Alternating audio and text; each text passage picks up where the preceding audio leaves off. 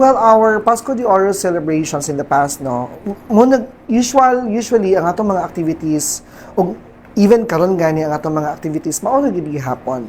Ang ato lang is provide ta og mga activities and events na naay maanaan ang matag pamilya.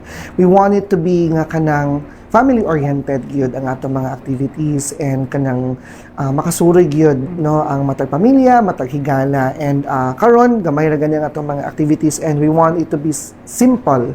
Simple kay ang atong theme sa atong activity karon is Beyond Higala Pamilya. A lugar celebrating the birth of our Savior. Ang pagsaulog yun is ang pamilya. Simple ang atong celebration, but we want it to be very, very meaningful. Kung mahimo, not extravagant because we have a DBM circular nga dili dapat extravagant ang atong pag-celebrate sa atong mga activities.